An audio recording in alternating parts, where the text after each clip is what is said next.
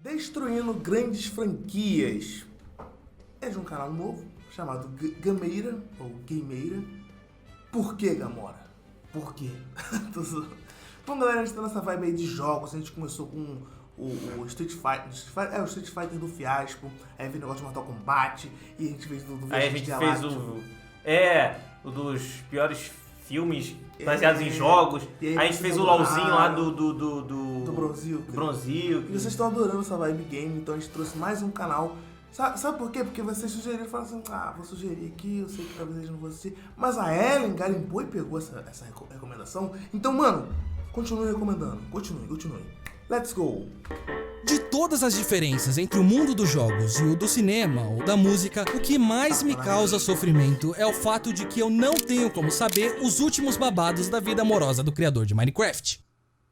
Essas pessoas não são celebridades do mesmo jeito que atores ou músicos são. Não só por causa do simples número de artistas por trás de um videogame, mas porque, muito raramente, eles aparecem de forma direta no produto final. E por causa disso, é muito difícil se tornar uma cara conhecida na indústria de jogos. Com exceção, é claro, por Hideo Kojima. Sou um grande fã do seu trabalho, tá? Você já comeu muito churrasco? Porque ainda tem mais pra comer aqui, viu? Que legal. Kojima é o Brad Pitt. Era isso a entrevista ou ele foi um culpado ali? Acho que foi culpado. Deu pra ver que foi culpado, eu acho. Angelina Jolie do mundo dos videogames. Um artista tão associado à sua arte que o Metal Gear sem o Kojima seria como um leite com chocolate sem leite nem chocolate. Um copo vazio chamado Metal Gear Survive. Desde os primórdios da série em 85, o único diretor, pelo menos dos jogos principais, tinha sido ele. E isso não é algo nem um pouco comum. Mesmo mega sucessos como Assassin's Creed costumam passar por inúmeras mentes criativas ao longo dos anos. Na verdade, Assassin's Creed passou por nada menos que 15 diretores diferentes. Foi essa consistência em visão artística e paixão pessoal que tornou Metal Gear em uma das maiores franquias da indústria e, junto com ela, Kojima em um dos nomes mais respeitados, conhecidos e, claro, mais valorizados, especialmente dentro da Konami. Agora, eu podia passar horas aqui contando toda a história da Konami, que fez dela tão lendária quanto. Mas o importante é como a empresa decidiu simplesmente pegar todas as páginas dessa história e limpar a sua bunda. Porque de repente, por volta de 2015, ela começou a cagar ouro. A Konami percebeu que havia muito mais dinheiro para se conseguir em jogos para celular. Esses não eram só projetos muito mais baratos que os grandes e caros jogos de console que ela vinha fazendo, mas o potencial do seu retorno era infinito. Claro, não era todo mundo que estava disposto a pagar, mas aqueles que estavam não paravam nunca mais. Eles eram conhecidos como baleias, e algumas dessas baleias já valiam mais que os milhões dos seus leais e antigos fãs. Valiam mais que o próprio Kojima. A lenda diz que ele percebeu as mudanças que estavam acontecendo e logo depois de finalizar Metal Gear 5, fez a famosa demo PT como forma de protesto e uma tentativa de salvar o seu emprego. Ele queria mostrar que por mais popular que essas plataformas estivessem se tornando, as pessoas ainda tinham um interesse, ou melhor, a paixão por jogos de qualidade que valia muito mais que uma rápida distração no seu celular. E ele conseguiu. PT se tornou uma lenda entre os jogos de terror. Por algumas semanas em 2014, ele era a única coisa que qualquer um conseguia falar. Mesmo sendo, no final, nada mais que uma demo, ele foi e ainda é considerado um dos melhores jogos de terror já feitos. A coisa é que ele fez tudo isso sem contar pra ninguém dentro da Konami. O Kojima e o seu time desenvolveram a demo em segredo com parte do orçamento de Metal Gear 5 e a Konami não ficou... Caraca, desviou, mano. Ficou nem um pouco feliz com isso. E é aí que as minhas preces finalmente foram ouvidas. Que isso, o drama cara? Pra colocar YouTube. Novela mexicana. Isso é uma novela, YouTube. Ninguém se feriu de verdade. todos os outros dramas no chinelo. Foi o infame Kojima vs Konami. Feio, complicado, polêmico e simplesmente maravilhoso. É claro que todo mundo ficou do lado do Kojima. Tudo que a Konami podia ter feito de errado, ela fez. Primeiro, ela tirou o nome dele de tudo que era relacionado a Metal Gear. Do site, do Twitter e de todos os materiais de promoção. Depois, ela começou a tratar ele quase como um criminoso. Alguns anos antes, ele era o vice-presidente da Konami e agora o seu acesso à internet tinha sido cortado, assim como o telefone e e-mail. Durante o The Game Awards de 2015, Metal Gear 5 ganhou o prêmio de melhor jogo de ação e aventura. E na hora da premiação, o apresentador insistiu em informar para todo mundo que o motivo da ausência do Kojima era que os advogados da Konami proibiram ele de ir. A Konami, naturalmente, foi vaiada. Até o vencedor do Oscar, Guillermo del Toro, tweetou "Fuck Konami", e esse virou o slogan não oficial da empresa. Caraca, E do outro lado, tudo que o Kojima teve que fazer foi beber as lágrimas da Konami em uma xícara e a internet foi a loucura. No final, ele conseguiu uma nova casa bem rapidinho, abriu seu próprio estúdio e continuou fazendo os jogos estranhos que ele queria fazer. Já a Konami, mesmo com toda essa publicidade negativa, acabou conseguindo o que ela queria, os direitos do nome Metal Gear. E ela ia se certificar de ordenhar essa vaca morbidamente obesa até o último centavo. Então, eles começaram fazendo um caça-níquel de Metal Gear. E aí eles pegaram uma espingarda e atiraram na cabeça dessa vaca com Metal Gear Survive. Ninguém esperava que o mesmo nível de qualidade fosse mantido, mas meu Deus do céu, a Konami nem tentou. A base do jogo era Metal Gear 5, dos mapas, as mecânicas, mas ao invés de uma boa história e missões interessantes, o jogo era focado em uma única coisa: recursos. Como o seu título mesmo diz, esse é um jogo de sobrevivência. Você precisa coletar água, comida, suprimentos e até oxigênio para sobreviver. E quando você não estiver cutucando os novos inimigos super criativos, zumbis, através de cercas, você vai passar o resto do seu tempo farmando esses recursos. É claro que nada disso estava lá para tornar o jogo mais divertido, porque, confia em mim, não tornava. Mas para suportar todo esse mercado de microtransações que a Konami tanto gostava, a maioria das coisas usavam Kuban Energy para serem feitas, e a ideia era que você cansasse de passar horas a fim coletando ela e comprasse um dos seus boosts pagos, que duravam de 1 a 60 dias. E aí tinha o seu sistema de salvamento para conseguir mais de um espaço, algo que era comum e esperado em qualquer outro jogo. Aqui Mano, tá dizendo que eu tenho que pagar pra ter um novo slot de... What the fuck? Caraca! Mano, eu achava EA mercenário. Meu Deus! Tu nunca jogou Yu-Gi-Oh! Duel Links não, né? Não. É. que você precisaria gastar mais $10. Foi uma São $10?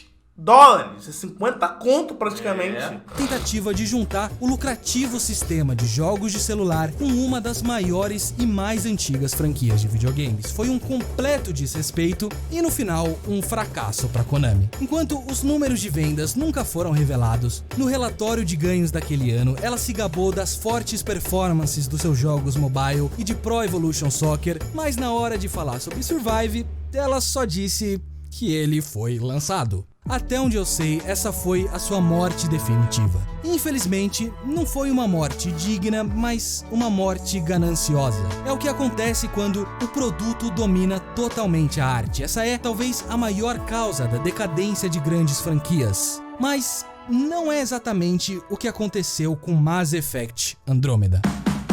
Que isso? Que O que isso? aconteceu com Mass Effect Andromeda. Os peitos! O que aconteceu com Mass Effect Andromeda. Mesmo muito mais nova que Metal Gear, a trilogia original de Mass Effect foi incrivelmente consistente na sua qualidade. Todos os 3 jogos foram lançados durante a 7ª geração e com cada nova iteração, o foco foi de evoluir ao invés de inovar. O tempo de desenvolvimento foi gasto com a história e os personagens, e isso fez dessa série uma referência em RPG e tornou seu estúdio, a BioWare, em um dos grandes nomes da indústria. Agora, no 4º jogo, as coisas foram um pouco diferentes. Esse era o primeiro Mass Effect na nova geração e tinha a responsabilidade de dar início a uma nova trilogia. Por isso, desde o começo, esse era um projeto extremamente ambicioso. A ideia era focar no que o primeiro jogo tinha falhado. A ideia de explorar uma galáxia com centenas de planetas, cada um com a sua própria vegetação, recursos e vida animal. Uma ideia muito parecida com um outro jogo de ficção científica chamado No Man's Sky. Para alcançar essa meta, os dois usariam métodos muito parecidos. parecidos. Um algoritmo que gerasse processualmente esses elementos para criar um universo com uma escala que seria impossível de se fazer à mão. Agora, no final, No Man's Sky foi extremamente criticado por todos os problemas que resultavam desse método. Mas antes disso... Haviam vários planetas e no Man's Sky todos os planetas eram iguais, era Ctrl-C, Ctrl-V praticamente. Aí... Qual é a graça? Ah, você tem um mapa enorme, aí você dá Ctrl-C, Ctrl-V em cada grama do mato. Não tem graça. GTA V tem Ctrl-C, Ctrl-V? Não. Os caras fizeram a porcaria do mapa inteiro único. Esse pequeno jogo independente estava sendo visto como o jogo mais aguardado de todos os tempos. Era meio ridículo, mas para os desenvolvedores da BioWare, essa era a confirmação de que eles tinham um bilhete de loteria premiado nas suas mãos. A mesma ideia, mas com os recursos de um verdadeiro jogo AAA. E é aí que o primeiro problema apareceu.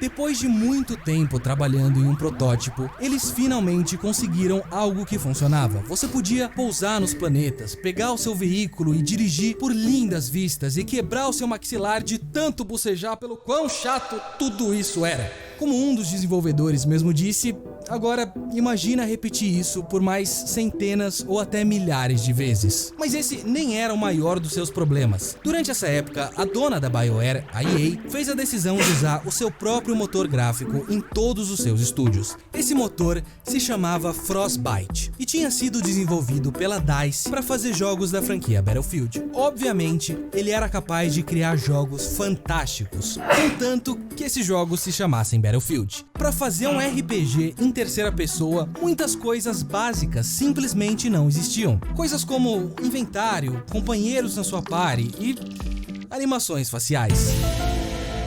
Enquanto boa parte do tempo nos primeiros jogos tinha sido usada para criar novas histórias, dessa vez ela foi gasta desenvolvendo do zero ferramentas fundamentais para um RPG. E diferente de algo como a Unreal Engine, não existia uma documentação sobre essa nova tecnologia. A BioWare ficava à mercê dos programadores da DICE para tirar qualquer uma das muitas dúvidas que eles tinham. Mas claro, todos os outros estúdios da EA também estavam na mesma situação. E nessa espécie de fila que ia se formando, o estúdio por trás de Mass Effect estava sempre no final. A coisa é que a EA começou a perceber que existia muito mais valor em jogos como serviços. Experiências online que são feitas para segurar o jogador para sempre, introduzindo novos conteúdos e cobrando por eles. Em outras palavras, desenvolver um jogo uma vez só, mas continuar lucrando em cima dele por anos. Mass Effect simplesmente não era esse tipo de jogo. Na verdade, dentro da própria BioWare, ele já não era mais prioridade. O estúdio tinha crescido muito nos últimos anos, agora com 3 escritórios espalhados ao redor do mundo, cada um trabalhando no seu próprio projeto. Enquanto um deles terminava Dragon Age Inquisition e o time principal em Edmond começava a trabalhar no maior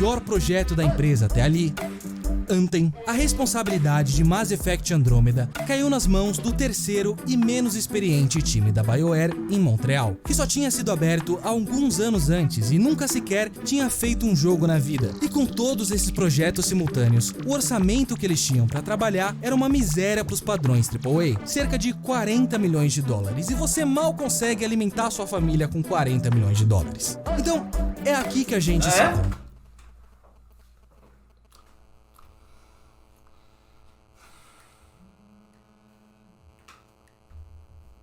40 milhões, mano! É 2015, 3 anos de desenvolvimento já se passaram e você tem uma ideia que não funciona, uma tecnologia feita pela metade e o seu já pequeno orçamento tá acabando. O que você faz?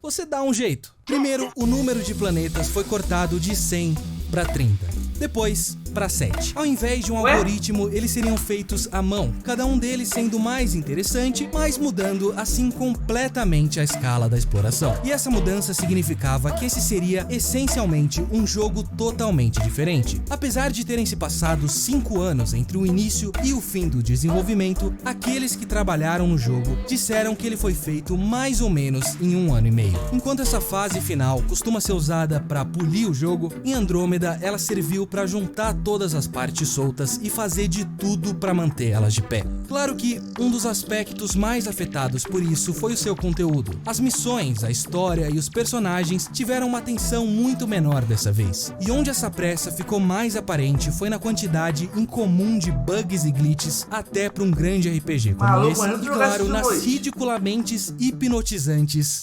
animações faciais. Mas todo mundo na BioWare sabia que o jogo que eles estavam prestes a entregar era infestado de problemas, algo que tinha começado como um novo passo para a franquia, mas que tinha terminado como uma cópia mal feita. Mesmo assim, ninguém ali podia ter esperado a recepção que o jogo recebeu. Eles enviaram Andrômeda para algumas empresas de mock review, que estimam a média que ele poderia conseguir no tão importante site Metacritic. E o resultado foi um alívio. 8,5. Essa ainda seria a nota mais baixa da série, mas 8,5 é no mínimo uma ótima fundação. Daí pra frente, eles não iriam precisar mais se preocupar com construir uma base, mas evoluir os seus pontos fracos. Significava o futuro não só de Mass Effect, mas também do time da BioWare Montreal. E o que matou de vez esse futuro foram os memes.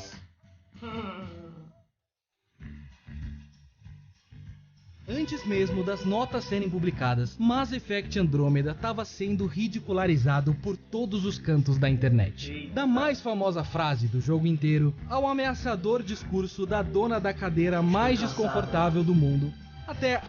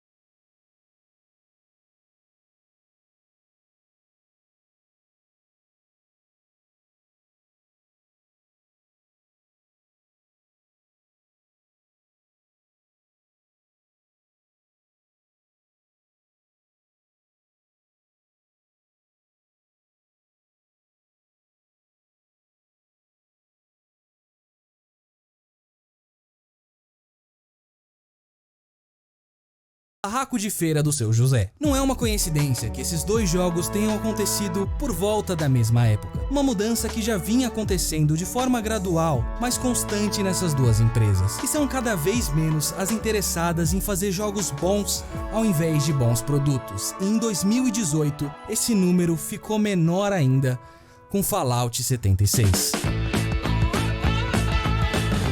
Alguns meses antes, o Twitch da Bethesda anunciou o jogo em uma live que durou 24 horas e foi vista por 2 milhões de pessoas, onde absolutamente nada aconteceu. Mas a ideia de um Fallout Online era algo que todo mundo queria. E não era como se esse fosse um projeto dado para alguma empresa aleatória para ganhar uma grana rápida. Esse era um jogo que estava sendo feito por múltiplos estúdios da família Bethesda e supervisionado pelo lendário Bethesda Game Studio, que tinha sustentado a ascensão da empresa com um dos poucos RPGs maiores que Mass Effect, The Elder Scrolls, e tornado os clássicos jogos da série Fallout em uma parte da cultura. Depois do trailer, um site de turismo de West Virginia, onde o jogo ia se passar, reportou um aumento de 15 vezes no seu número de visitantes. Era o tipo de jogo que as pessoas compravam em massa as diversas edições de colecionador, porque elas sabiam que aquele seria um momento histórico.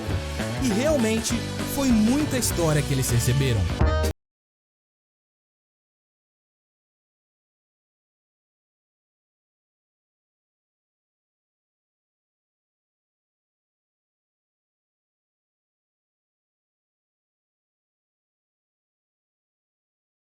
Era horrível, uma tentativa quebrada e francamente novata de um MMO simples, mas disso você já sabia. O incrível aqui foram todos os jeitos que a Bethesda cagou completamente em tudo que ela tentou fazer em volta dele. Cada uma daquelas edições especiais tinha algum problema, que ia de publicidade enganosa até uma ameaça à sua vida. Como por exemplo, essa mochila, que foi vendida como sendo feita de lona, mas que no final foi entregue com um material muito inferior, de nylon. No começo, a resposta da Bethesda para as reclamações foi... Mas depois de muita controvérsia, ela finalmente cedeu e deu 500 atoms, a sua moeda virtual, para aqueles afetados. 500 atoms era cerca de $5 e não servia nem para comprar uma mochila de lona dentro do jogo. Levou 7 meses para que o produto que tinha sido anunciado fosse finalmente entregue. Aí teve essa garrafa, que parecia nas imagens ser feita de vidro, principalmente por esse absurdo $80 ali do lado, mas que na verdade era só uma garrafa normal com uma embalagem de plástico em volta. Uma embalagem que aparentemente justificava o preço do que hoje seriam R$425. Ah, e o rum dentro dela era nojento. Mas pelo menos ele não te matava. O que eu já não posso dizer sobre esse capacete, que foi enviado com altos níveis de mofo e considerado tóxico por um órgão do governo. Pra sorte da Bethesda, não foi muito difícil trocar eles por um que, sabe, não te matava, porque das 20 mil unidades produzidas, só 36 tinham sido vendidas. E a lista continua. O seu site foi hackeado e as informações pessoais, como nomes, endereços e e-mails, Eu também vi. foram roubadas. Pelo menos um jogador foi banido por ter balas demais, como se nem a Bethesda acreditasse que alguém conseguisse passar tanto tempo no seu jogo. Ela prometeu que a sua loja virtual só venderia itens cosméticos, só pra virar de costas e vender um monte de itens nada cosméticos. Uma loja, aliás, que quebrou a lei de vários países com promoções falsas. E pelo menos 75 filhotes de poodles foram sacrificados durante o desenvolvimento desse jogo. E depois de tudo isso, como agradecimento aos poucos dos seus fãs masoquistas que continuavam jogando, ela lançou Fallout First, um serviço de assinatura de $100 por ano que te dava uma mesada de atoms, como se você fosse uma criança, e recursos como servidores privados que já deveriam estar no jogo desde o primeiro dia. Um jogo que, apesar de tudo isso, continuava sendo pago. No final, a única boa notícia aqui é que esse provavelmente não vai ser o último Fallout. Para uma empresa que dizia ser a última luz para os jogos single player, ela tem feito muitos jogos como Fallout 76 nos últimos anos. Mas o completo fracasso desses jogos pode ser aquilo que vai fazer com que a Bethesda consiga se salvar. Porque, sinceramente, a EA sempre vai estar ali se equilibrando no limite do aceitável, e a Konami já jogou a toalha faz tempo. Mas na Bethesda, eu ainda tenho esperança, porque, mais do que nunca, a gente precisa de empresas que pensem no longo prazo, não no sentido de extrair a maior quantidade de dinheiro pelo maior tempo possível, mas em criar jogos que sejam lembrados pelo que eles eram e não pelo que eles poderiam ter sido. Que construam franquias ao invés de destruírem o seu legado. Cara, eu acho que realmente uma coisa que eu sempre fiquei, não vou dizer chateado, mas me deu um pouco de, não sei o sentimento que eu senti, foi que, cara, eu aprendi a editar vídeo, por exemplo, negócio de timelines, coisa assim, do Windows Movie Maker. Acho que todo mundo da nossa época chegou a usar o Movie Maker. E aí depois eu fui, né, pro Vegas Pro, e agora eu tô no Premiere. E, cara, hoje em dia, todo mundo quer fazer tudo no celular. Todo mundo quer... não, por exemplo, o pessoal fala de software, que são os programas que nós usamos no computador, é aplicativo. Qual aplicativo? Não, gente, não é aplicativo, é software. Entendeu? Aí todo mundo quer tudo no celular, da maneira mais fácil, da maneira mais, frufru possível. Não quer aprender, não quer se dedicar, não quer ver videoaula, não quer ter o bagulho. Então eu acho que é a mesma coisa dos jogos. Jogos de antigo era single player, você tinha que fazer Era tudo. Difícil pra caramba. Hoje em dia, no cara quer tudo na mão, velho. Verdade. Não quer dificuldade. Tem um puzzle no bagulho, não tô conseguindo passar, velho. Não. Mano, eu lembro do primeiro puzzle que eu senti dificuldade, que foi no God of War. Você tinha que, sei lá, eu era bem pequeno, aí você tinha que ir pra baixo, né, jogar pra baixo assim a estátua, pra estátua cair em cima da outra e o elevador conseguia te levar pra cima. Era genial aquilo, porque você impede o elevador de descer, certo. Tá ligado? E nossa, mano, que incrível. Então, ver ver o dinheiro fácil que o pessoal ganha, porque todo mundo consegue ter, nem todo mundo consegue ter um console ou um PC gamer, mas todo mundo consegue ter um aplicativo, um celularzinho ali que vai rodar, sei lá, todo celular rodava Pou, por exemplo. Imagina se o Pou era pago, se fosse pago. A grana que os caras iam receber. Ué, não tem esses gatinhos agora aí, que é um dos mais rentáveis da... Tá louco. Pô, cara. Bom, não destruam franquias de jogos. Não destruam. Aprendam com o erro dos outros. Exato. E... prezem mais pela experiência single player do que multiplayer. Ah, legal jogar online, cara. Só que você jogar sozinho, curtir a própria companhia com o jogo, vai por mim. É muito melhor e muito mais significativo. É isso. Até a próxima. Gostado, até a próxima. Tchau. Yeah.